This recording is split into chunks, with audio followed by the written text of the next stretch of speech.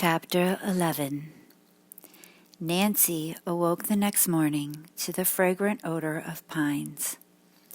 Eager to start out for the Topham bungalow, she dressed quickly. But in her plans, she had reckoned without Helen Corning and her friends. From the moment breakfast was over, Nancy was swept into another whirlwind of activity by the campers of Avondale. The entire day passed without a chance for her to break away. "Oh, Helen," Nancy groaned as she tumbled into bed that night. "Tennis matches, canoe races, swimming, water skiing. It's been fun. But tomorrow, I think I'll stay out of the activities." Helen laughed gaily.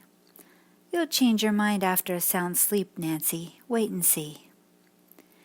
For answer, Nancy murmured a sleepy good night, but even as she slipped into slumber, she vowed that in the morning she would not be deterred again from visiting the Tophams' summer place.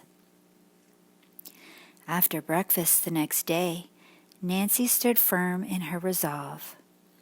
When Helen urged her to accompany the girls on an all-day hike, Nancy shook her head.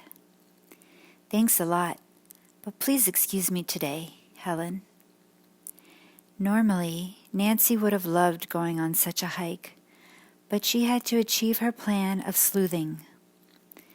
Helen, though disappointed, heeded her friend's plea and trudged off with the other campers into the woods. As soon as they were out of sight, Nancy leapt into action. After obtaining Aunt Martha's permission to use the launch, she hurried down to the dock. Nancy had frequently handled motorboats and was confident she could manage this one. Now, full speed ahead for the Tophams. To her delight, the motor started immediately, and Nancy steered out into the lake. As the launch cut through the water, a cool spray blew into her face. The young sleuth felt a thrill of excitement as she guided the craft toward her destination, which might hold a solution to the mystery. "If only the Tophams caretaker will let me in when I get there," she thought. Nancy's heart beat somewhere fast as she neared her goal. But all of a sudden, there was a sputter from the engine. The next instant, to Nancy's utter dismay, the motor gave one long wheeze and died. "Oh!" she cried out loud. Nancy knew that the tank held plenty of fuel, for she had checked this before departing. A moment later, she recalled Helen's remark about the engine becoming bulky at times. With a sigh of impatience at the unexpected delay, Nancy examined the motor. For over an hour she worked on it, trying every adjustment she could think of, but her efforts were useless. There was not a sound of response from the motor. "What miserable luck," she said out loud. "Of all the days for the motor to conk out, this means I won't get to the Topham's cottage after all." For a moment, Nancy was tempted to swim ashore. To be so close to the bungalow and not be able to reach it was tantalizing. But she resisted the impulse. She could not leave the boat stranded. It would drift off and she would be responsible. "I'll just have to wait for a passing boat to rescue me," Nancy decided. But fate was against her. The hours dragged by and not another craft appeared in sight. Nancy became increasingly uncomfortable as the hot sun beat down on her. Also, she was growing weak from hunger. And worst of all, Nancy thought gloomily, another whole day is being wasted. I want to get to the bottom of this mystery. To occupy her mind, Nancy concentrated once more on the motor. Determinedly, she bent over the engine. It was not until the sun sank low in the sky that she sat up and drew a long breath. "There," she declared. "I've done everything. If it doesn't start now, it never will." To her relief and astonishment, it responded with a steady roar, as if nothing had ever gone wrong. Nancy lost no time in heading back toward camp. She dared not attempt to visit the bungalow, since it would be very dark soon. When finally she eased up to the dock, Nancy saw Helen and her friends awaiting her. They greeted her with delight. "We were just going to send out a search party for you," Helen exclaimed. She stopped abruptly and stared at her friend. "You're sunburned and covered with grease. What happened?" Nancy laughed. "I had an extended sun bath." Then she gave a light-hearted account of her mishaps as the campers trooped back to their cabins. When Helen learned that Nancy had had nothing to eat since breakfast, she went to the kitchen and brought back some food. The following morning, the young sleuth decided on her next move. Directly after breakfast, she began packing. When Helen entered the cabin, she exclaimed in amazement, "Why, Nancy Drew! You're not leaving camp already." "I'm afraid I'll have to, Helen. Right after lunch. I may be back, but I'm not sure, so I better take my bag with me." "Don't you like it here?" "Of course," Nancy assured her. "I've had a wonderful time. It's just that there's something very important I must attend to at once." Helen looked at her friend searchingly, then grinned. "Nancy Drew, you're working on some mystery with your father." "Well, sort of," Nancy admitted. "But I'll try to get back, okay?" "Oh, please do," Helen begged. Nancy went to the office to pay Aunt Martha and explain her hasty departure. After lunch, she set off in her car to a chorus of farewells from the campers, who sadly watched her depart. She headed the car toward the end of the lake, then took the dirt road leading to the Topham's cottage. Soon she came back to a fork in the woods. "Now, which way shall I turn for a bungalow?" she wondered. After a moment's hesitation, Nancy calculated that she should turn left toward the water, and did so. The going was rather rough due to ruts in the road. 2 of them, deeper than the others, apparently had been made by a heavy truck. "The tracks appear fresh," Nancy mused. As she drove along, the young sleuth noticed a number of summer cottages. Most of them were still boarded up, since it was early in the season. As she gazed at one of them, the steering wheel was nearly wrenched from her hand by a crooked rut. As Nancy turned the steering wheel to bring the car back to the center of the narrow road, one hand accidentally touched the horn. It blared loudly in the still woods. "That must have scared all the birds and animals," Nancy chuckled. Around a bend in the road, she caught sight of a white bungalow ahead on the right side of the road. There was no sign at the entrance to the driveway to indicate who the owner was, but a wooded path leading down to the lake looked like the one she had seen from the water. "I think I'll walk down to the shore and look at the cottage from there," Nancy determined.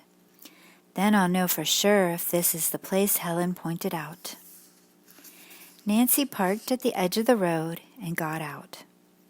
To her surprise, she observed that the truck's tire marks turned into the driveway. A second set of tracks indicated that the vehicle had backed out and gone on down the road. "Delivering supplies for the summer, no doubt," Nancy told herself. She went down the path to the water, then turned around to look at the cottage. "It's the Tophams, all right," Nancy decided. Instead of coming back by way of the path, she decided to take a shortcut through the woods. With mounting anticipation of solving the Crowley mystery, she reached the road and hurried up the driveway. "I hope the caretaker is here," she thought. Nancy suddenly stopped short with a grasp of astonishment. Why, the Topums must be moving out. The front and side doors of the cottage stood wide open. Some of the furniture on the porch was overturned, and various small household items were strewn along the driveway. Nancy bent to examine some of marks in the soft earth. She noted that several were boot prints, while others were long lines probably caused by dragging cartons and furniture across the lawn. That must have been a moving van's tracks I saw, Nancy told herself. But the Topums didn't say anything about moving. She frowned in puzzlement. Her feeling persisted and grew strong as she walked up the steps of the cottage porch. Nancy knocked loudly on the open door. No response. Nancy rapped again. Silence. Where was Jeff Tucker, the caretaker? Why wasn't he on hand to keep an eye on the moving activities? An air of complete desertion hung over the place. There's something very strange about this, she thought. Curious and puzzled, Nancy entered the living room. Again her eyes met a scene of disorder. Except for a few small pieces, the room was bare of furniture. Even the draperies had been pulled from the rods, and all floor coverings were gone. Most of the furnishings have been taken out, Nancy thought. I suppose the movers will be back for the other odds and ends. She made a careful tour of the first floor. All but one room had been virtually emptied. This was a small study. As Nancy entered it, she noticed that the rug lay rolled up and tied, and some of the furniture had evidently been shifted in readiness for moving. Funny, I didn't hear anything about the Topums deciding to give up their cottage, she murmured. And I must say, those moving men were awfully careless. A vague suspicion that had been forming in the back of Nancy's mind now came into startling focus. Those men may not have been movers, she burst out. They may be thieves. At once, Nancy thought of the dark gray van which had stopped at the Turners. Those men may be the same ones who robbed them. That would explain, Nancy thought fearfully, the evidences of the truck's hasty departure. Probably the thieves are scared away when I sounded my horn. Nancy glanced about uneasily. What if the men were still nearby, watching for a chance to return and pick up the remaining valuables? The realization that she was alone, some distance from the nearest house, swept over her. A tingling sensation crept up Nancy's spine. But resolutely she shook off her nervousness. At least I must see if the Crowley clock is still here, Nancy reminded herself, and then went through the bungalow again. She found no trace of the timepiece, however. I guess the thieves took that too, Nancy concluded. I'd better report this robbery to the police right now. She looked about for a phone, but there was none. I'll have to drive to the nearest police headquarters. Nancy started toward the front door. Passing a window, she glanced out, then paused in sheer fright. A man wearing a cap pulled low over his eyes was stalking up the driveway toward the cottage. He was not tall and slender like the caretaker. This stranger was rather short and heavy-set. This man fits the Turner's description. He must be one of the thieves who stole the silver heirlooms, Nancy thought wildly. Chapter 12. For a moment, Nancy stood frozen to the spot, positive that the man who was coming to the Topum cottage was one of the thieves. But she hesitated only an instant. Then she turned and ran back into the study. Too late, she realized that she had trapped herself, for this room had no other door. Nancy started back towards the living room, but before she had taken a half-dozen steps, she knew that escape had been cut off from that direction. The man had reached the porch steps.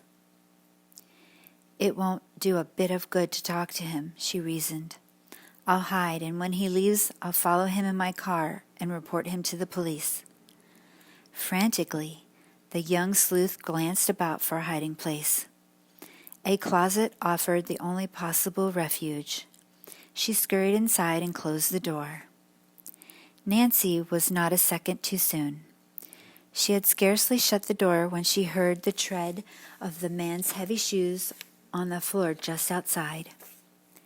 Peeping cautiously through a tiny crack in the door, she saw this heavy-set man come into the study. His face wore a cruel expression. As he turned toward the closet where she huddled, Nancy hardly dared to breathe, lest her presence be detected. Apparently, the man noticed nothing amiss, because his eyes rested only casually on the door. Nancy's hiding place was anything but comfortable. It was dark and musty, and old clothing hung from nails on the walls. As dust assailed her nostrils, she held a handkerchief to her face. If I sneeze, he'll surely find me, she told herself. She felt around and at once came close to ripping her hand on a sharp nail. Then she came upon something soft on a shelf and imagined it was a sleeping cat. She drew back, then touched it more cautiously. Only an old fur cap, she told herself in disgust. Ooh, now I feel like sneezing more than ever. She held one hand over her mouth hard and waited in agony. But presently the desire to sneeze passed, and Nancy breathed more freely. When she dared to peep out through the crack a second time, she saw that two other rough-looking men had come into the room. One was short and stout, the other taller. Nancy was sure that neither of these two men were the caretaker, because Helen Corning had mentioned that the man was skinny. The heavy-set man who had come in first seemed to be the leader, for he proceeded to issue orders. "Get a move on," he growled. "We haven't got all day unless we want to be caught. That girl you saw, Jake, may be back any time from the shore, and she just might get snoopy." The man addressed as Jake scowled. "What's the matter with you, Sid? Going chicken? If that girl comes around, we'll just give her a smooth story and send her on her way." "Cut out the yakking," said Sid. "Parky, you and Jake take that desk out of here." There was no doubt now in Nancy's mind. She was trapped by a clever gang of thieves. She could only continue to watch and listen helplessly from her hiding place. The two men lifted the heavy piece of furniture and started with it to the door. But they did not move swiftly enough to satisfy the leader, and he berated them savagely. Jake turned on him. "If you're in such a hurry, why don't you bring the van back to the driveway instead of leaving it hidden on that road in the woods?" "And have someone driving past here see us?" sneered the leader. "Now get going." Little by little, the men stripped the room of everything valuable. Nancy was given no opportunity to escape. Sid remained in the room while the others made several trips to the van. "Well, I guess we have all the stuff that's worth anything now," Sid muttered at last. He turned to follow his companions, who already had left the room, but in the doorway he paused for a final, careful survey of the room. At that moment, Nancy felt an uncontrollable urge to sneeze. She tried to muffle the sound, but to no avail. The thief wheeled about. "Hey, what?" Walking directly to the closet, he flung open the door. Instantly he spotted Nancy and angrily jerked her out. "Spying on us, eh?" he snarled. Nancy faced the man defiantly. "I wasn't spying on anyone." "Then what were you doing in that closet?" the thief demanded, his eyes narrowing to two slits. I came to see the caretaker. Looking for him in a funny place, ain't ya? The man sneered. Nancy realized that she was in a desperate situation, but she steeled herself not to show any of her inward fears. I must keep calm, she told herself firmly. Aloud, she explained coolly, I heard someone coming, and I just felt a bit nervous. Well, you're going to be a lot more nervous, the man said threateningly. This will be the last time you'll ever stick your nose in business that doesn't concern you. A fresh wave of fright swept over Nancy, but resolutely she held on to her courage. You have no right to be here, helping yourself to the Topham's furniture, she retorted. You should be turned over to the police. Well, you'll never get the chance to do it, the ringleader laughed loudly. You'll wish you'd never come snooping around here. I'll give you the same treatment the caretaker got. The caretaker? Nancy gasped in horror. What have you done to him? You'll find out in good time. Nancy gave a sudden, agile twist, darted past the man and raced for the door. The thief gave a cry of rage, and in one long leap overtook her. He caught Nancy roughly by the arm. Think you're smart, eh? He snarled. Well, I'm smarter. Nancy struggled to get away. She twisted and squirmed, kicked and clawed, but she was helpless in the vise-like grip of the powerful man. Let me go, Nancy cried, struggling harder. Let me go. Sid, ignoring her pleas, half dragged her across the room. Opening the closet door, he flung her inside. Nancy heard a key turn. Now you can spy all you want, Sid sneered. But to make sure nobody'll let you out, I'll just take this key along. When Nancy could no longer hear the tramp of his heavy boots, she was sure Sid had left the house. For a moment, a feeling of great relief engulfed her. But the next instant, Nancy's heart gave a leap. As she heard the muffled roar of the van starting up in the distance, a horrifying realization gripped her. They left me here to starve, she thought frantically. Chapter 13. At first, Nancy was too frightened to think logically. She beat upon the door with her fist, but the heavy oak panels would not give way. Help! Help! She screamed. At last, exhausted by her efforts to force the door open, she sank down on the floor. The house was as silent as a tomb. Bad as her predicament was, Nancy felt thankful that enough air seeped into the closet to permit normal breathing. Although she had little hope that there was anyone within miles of the cottage, Nancy got to her feet, raised her voice, and again shouted for help. Her cries echoed through the empty house and seemed to mock her. Oh, why didn't I have enough sense to tell Helen where I was going? She berated herself miserably. The girls at camp will never dream that I came here. Then Nancy remembered mournfully that her father thought she intended to remain at Camp Avondale for a week. He would not become alarmed over her absence until it was too late.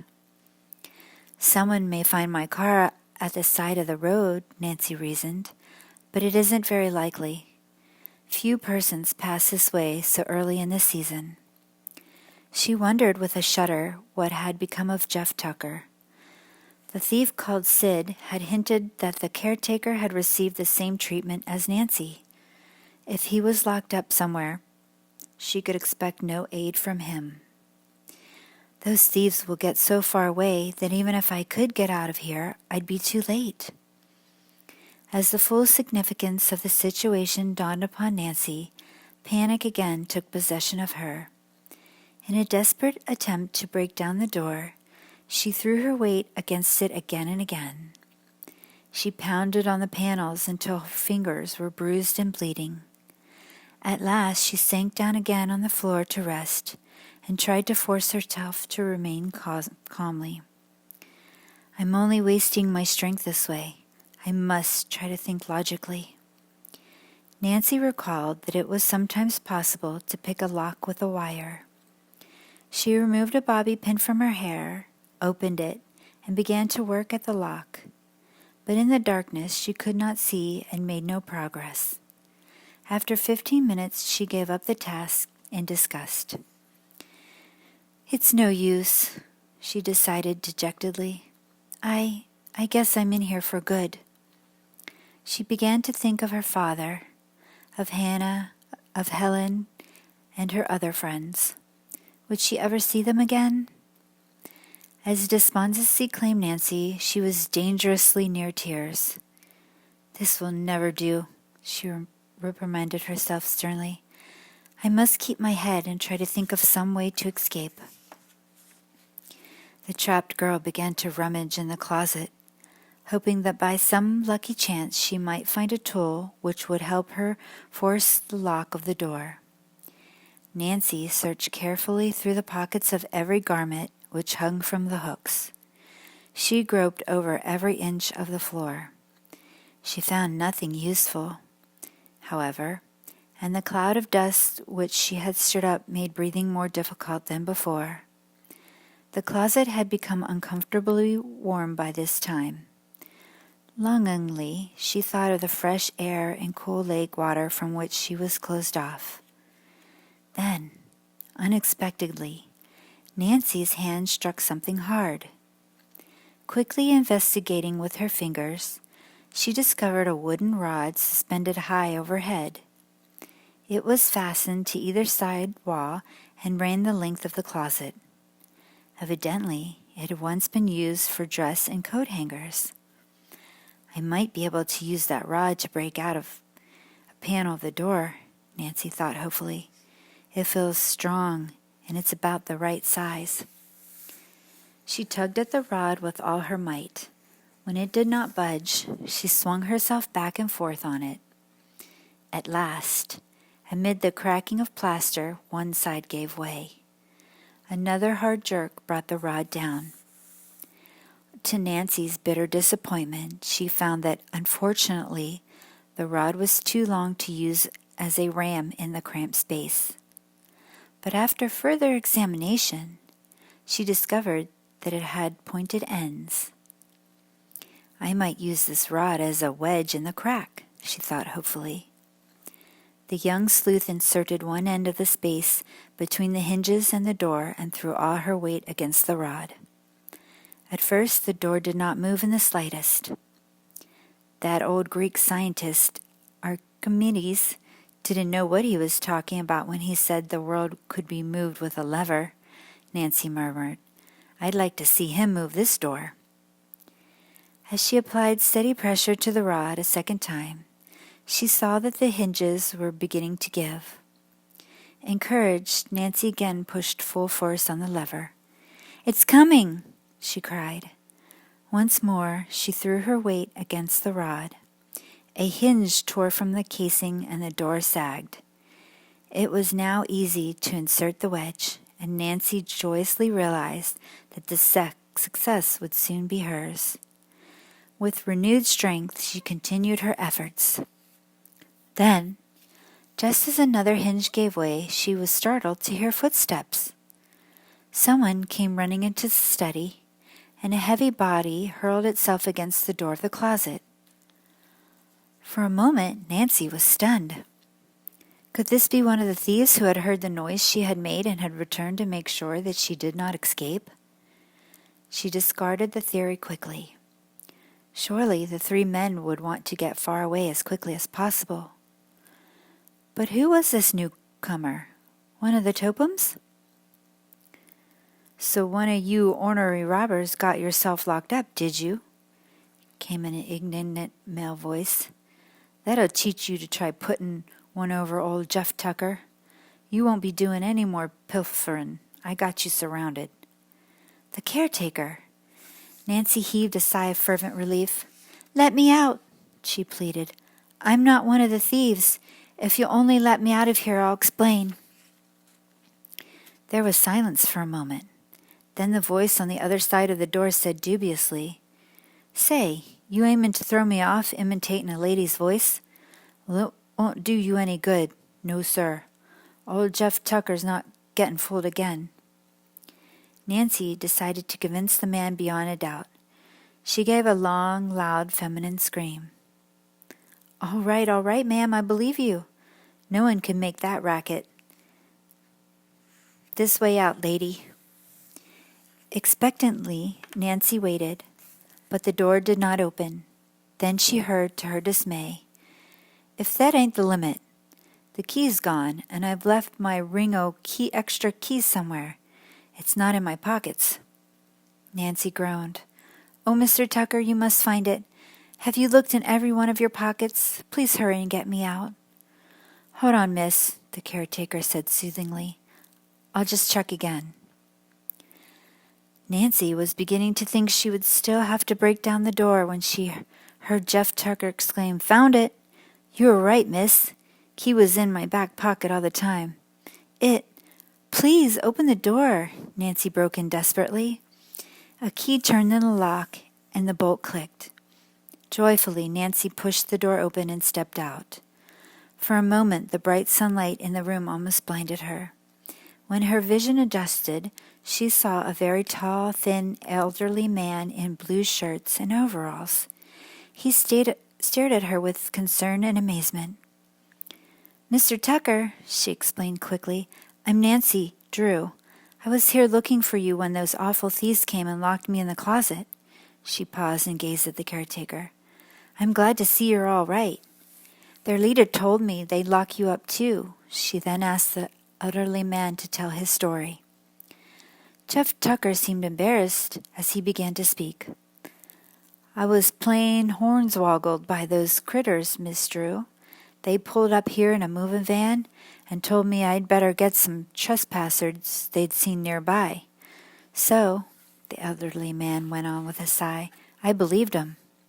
One of the men went down with me to the lake and locked me in a shed. I just got out."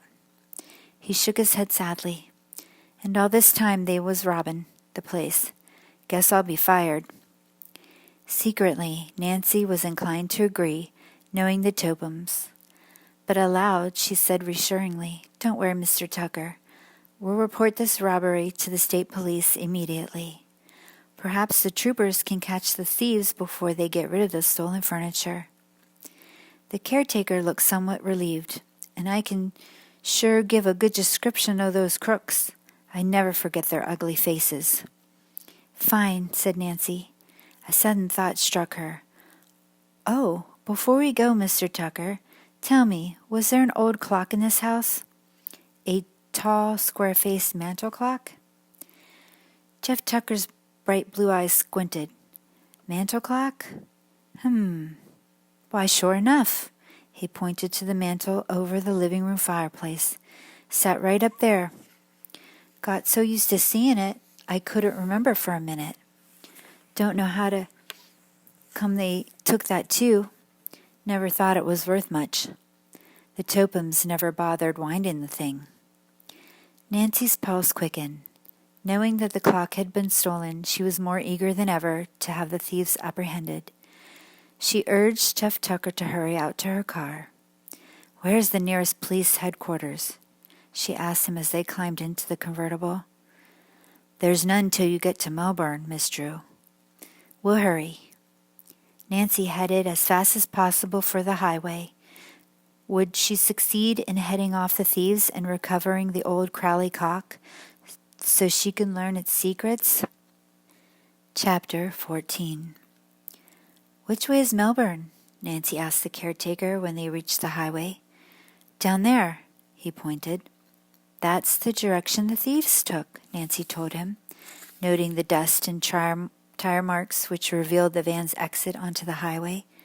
"But," she added, glancing at the dashboard clock, "they're probably too far away by this time for us to catch them." "Yes, dang it," Jeff muttered. Nancy drove as rapidly as the law permitted toward Melbourne. All the while, Jeff Tucker peered from one side of the road to the other. "Those rascal thieves might just have nerve enough to stop and count their loot," he said to Nancy, "so I'm keeping a sharp eye peeled." Nancy smiled in spite of the gravity of the situation. Maybe, she replied, though I doubt that those men would be so reckless. Oh, I don't mean out in plain sight. They might have pulled off the road back of some of those closed-up summer places. We'll watch for their tire marks on any dirt side road, the young sleuth said. Jeff became so absorbed in looking for the van's tire marks that he never asked Nancy why she had come to see him at the Topham's house. Those fake movers, he said, as they neared the outskirts of Melbourne. I wonder how far they went. Nancy did not reply until they came to a crossroad. Then she pointed. They turned north here on this dirt road. How much further is it to Melbourne? Only a mile. As they came into the little town, Nancy asked her companion, which way to the state police headquarters? Go right down Central Avenue to Maple Street. Turn left, and there it is. Reaching headquarters, Nancy parked the car and hopped out. Jeff Tucker followed as she walked briskly into the office. I want to report a robbery, she told the desk sergeant after identifying herself. For a moment, the officer, taken aback, looked in astonishment at Nancy. You been robbed, he asked? In our town? No, Nancy cried out. She then gave a quick but complete resume of what had taken place at the Topham's cottage. Jeff Tucker added his account. The police officer needed no further urging. He immediately summoned 4 men and issued orders. Now, he said, turning to Nancy, have you any idea which road the thieves took? Yes, officer. When we passed the road crossing a mile outside of town, I saw their truck tracks on the dirt road leading north. I'll be glad to show you. Good, lead the way. But first, I'll send out a general alarm. Hurry, Nancy begged as she started out. Those thieves have at least an hour's head start. Jeff Tucker had been advised to return to his home. Accordingly, he telephoned his son to come and pick him up in his car. Good luck, he called as the others pulled away. I'm sure don't know how I'm going to break this to the Tophams. Nancy was sorry for him, but she felt a thrill of excitement as she proceeded up the street, the police car following close behind. Beyond the town, Nancy chose the road which she felt certain the thieves had used. The 2 cars sped along until Nancy unexpectedly came to a fork. Both branches were paved and no tire marks were visible. Nancy stopped. The car pulled up alongside. What's the matter? Asked the officer in charge, whose name was Elton. I'm not sure which way to go now. The policemen sprang from their automobile and began to examine the road. Officer Elton said that if a moving van had passed that way, its tire marks had been obliterated by other vehicles. It was impossible to tell which route the thieves had traveled. It'll be strictly guesswork from here, Officer Elton said to Nancy. In that case, Nancy replied, it's my guess that the van went to the left. She pointed to a sign which read Garwin, 50 miles. Isn't Garwin a fairly large city? She queried. Yes. Perhaps the thieves headed that way to dispose of the stolen furniture. The officer nodded approvingly. Sounds reasonable, she said. Well, in any case, we can't go much further because we're near the state line. Nancy had another thought. I'll take the road to Garwin and swing around toward River Heights, she smiled. If I see those thieves, I'll let you know. Well, you watch out, young lady. Those men may lock you up again. I will. Anyhow, there'll be plenty of traffic as soon as I reach the main highway. Without giving the policeman an opportunity for further objection, Nancy started up and swung her car to the left. She noted in her rear-view mirror that the squad car had turned onto the right-hand road. The officers must have picked up a clue, Nancy said to herself. But I certainly wish I could spot that van and maybe find a chance to look in the old clock. Nancy soon reached the main road. As mile after mile of highway spun behind her, Nancy's hopes grew dim. There were a number of side roads, any one of which the moving van might have taken to elude pursuers. The young sleuth decided to adhere to her original theory, that Sid and his pals had headed for Garwin and kept on the main highway. "Those thieves think Jeff and I are still locked up and won't suspect they're being followed," she assured herself. Smiling, she thought hopefully, in that case they won't be on their guard. About 10 minutes later, Nancy stopped at a service station to have her car refueled, and on impulse asked the attendant, "Did you by any chance see a moving van pass here recently?" "Sure did, miss," was the prompt answer. "About half an hour ago. I noticed it because the driver was going at a terrific speed for a van." Heartened, Nancy thanked him and resumed her pursuit, going past the turn for River Heights. "If only I can overtake the truck and somehow examine the Crowley clock before I have to report to the police," she thought. Again, time elapsed, and Nancy still saw no signs of a moving van on the highway. It was growing dusk, and she decided that she would have to admit defeat. "I never caught up to them," she sighed in disappointment, and turning into the opposite lane, headed back for the River Heights road. Just then, Nancy recalled that a little beyond the service station where she had stopped, she had noticed a rather run-down old inn. It was a slim hope, she knew, but the thieves might have put their van behind it while having a meal there. "I'll go in and ask anyhow," she decided. Nancy increased her speed as much as she dared, and within a few minutes came in sight of the inn. It stood back from the road a short distance and was half hidden by tall trees. In front of the building, a battered sign bearing the name Black Horse Inn creaked back and forth from the post. There was no sign of the van. Beyond the inn, Nancy glimpsed a garage and a large barn. The doors to both were closed. "I wonder," mused Nancy, "if the moving van is parked inside either one." At the far side of the inn was a small woods with a narrow road leading into it. For safety's sake, Nancy thought it best to park her car on this little used road. She turned off the car lights, pocketed the key, and walked back to the curving driveway leading to the inn. As Nancy made her way forward, her heart pounded. There were tire marks which belonged to the Sid's van. They led to the barn. "Maybe those thieves are eating," she thought. "I'll look." As Nancy stepped onto the porch, the sound of raucous laughter reached her ears. She tiptoed to a window and peered inside. What the young sleuth saw made her gasp, but she felt a glow of satisfaction. In the dimly, dingy, lighted room, 3 men were seated about a table, eating voraciously. They were the thieves who had robbed the Topham bungalow. Chapter 15. "I must notify the police at once," Nancy told herself as she recognized the 3 thieves. Turning away from the window, she crept noiselessly from the porch.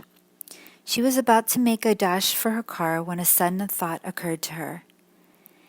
If the gang have parked their van in the barn, now's my chance to look for the Crowley clock. I'm sure those men will be eating for a while, or they may be even staying the overnight. Acting on the impulse, Nancy sprinted to her car. Hastily, she snatched a flashlight from the compartment, since it was now dark outside. She made her way cautiously to the rear of the inn. Reaching the barn, she tried the closed doors, her heart pounding. They had not been locked. As she slid back one of the doors, it squeaked in an alarming fashion. Anxiously, Nancy glanced toward the inn, but so far as she could tell, her actions were unobserved. There was no one in sight. Focusing her flashlight, she peered hopefully into the dark interior. A cry of satisfaction escaped her lips. In front of her stood the moving van. "What luck!" she exclaimed, snapping off her light. With a last cautious glance in the direction of the inn, she hastily stepped inside and closed the barn door. With it shut, the interior of the barn was pitch black. Nancy switched on her flashlight again and played it over the moving van. She saw that its rear doors were closed. Securing a firm grip on the handle, she gave it a quick turn. To her dismay, the door did not open. The thieves had locked the van. Oh dear, now what shall I do? She wondered frantically. I'll never be able to break the lock. Desperately, Nancy glanced about. She dared not remain many minutes in the barn, lest the thieves return and find her there. But she had to find out whether the Crowley clock was in the van. Perhaps the keys were left in the ignition, Nancy thought hopefully. She rushed to the front of the van and clambered into the driver's seat. But there were no keys hanging from the ignition lock. Nancy's mind worked frantically. She must find the keys. Perhaps the men had not taken them to the inn, but had concealed them in the truck. Suddenly, she remembered that people sometimes hide automobile keys under the floor mat. It was barely possible that the thieves had done this. Hastily, she pulled up a corner of the mat. Her flashlight revealed a small ring of keys. Luck was with me this time, she murmured, and quickly snatching up the ring, she ran back to the rear of the van. After trying several of the keys, she at last found one which fit the lock. Turning it, she jerked open the door. Nancy flashed her light about inside the truck. To her joy, she recognized the van's contents as the furniture stolen from the Topham cottage. What will I do if the clock is on the bottom of the load? Nancy wondered as she surveyed the pile of furniture. I'll never find it. Dexterously, she swung herself up into the truck and flashed the light slowly about on the chairs, tables, rugs, and boxes. There was no sign of the Crowley clock. Then the beam rested for a moment on an object in a far corner. With a low cry of delight, Nancy saw that her search had been rewarded. Protected by a blanket, an old-fashioned mantel clock rested on top of a table in the very front of the van. The young sleuth scrambled over the pieces of furniture as she tried to reach the clock. Her dress caught on something sharp and tore. Finally, she arrived within arm's reach of the blanket. She grasped it and carefully pulled the clock toward her. One glance at the timepiece assured her that it fitted this description Abby had given her. It had a square face, and the top was ornamented with a crescent. The Crowley clock at last, Nancy whispered almost unbelievingly. But as she stood staring at it, her keen ears detected the sound of the voices. The thieves! I'll be caught, flashed through her mind, and I won't be able to escape a second time. Clutching the blanket and the clock tightly in her arms, Nancy scrambled over the pile-up furniture as she struggled to get out of the truck before it was too late. Reaching the door, she leapt lightly to the floor. She could now hear heavy footsteps coming closer and closer. Nancy shut the truck doors as quickly as possible and searched wildly for the keys. Oh, what did I do with them? She thought frantically. She saw that they had fallen to the floor and snatched them up. Hurriedly inserting the correct key in the lock, she secured the doors. But as Nancy wheeled about, she heard men's angry voices directly outside. Already, someone was starting to slide back the barn door. Oh, what shall I do now? Nancy thought in despair. I'm cornered. She realized instantly that she could not hope to run to the front of the car and place the keys under the mat where she had found them. I'll just put them on the floor, she decided quickly. Maybe the men will think they dropped them. Then, glancing frantically about for a hiding place, Nancy saw an empty grain bin. Running to it, still holding the clock, she climbed inside and dropped the blanket over her head just as one of the barn doors slid open. One of the men was speaking loudly. Nancy recognized the voice instantly. It belonged to Sid, the ringleader of the thieves. You had enough to eat, he growled. We're going to get out of here before we have the cops down on our heads. He climbed into the cab and turned on the headlights.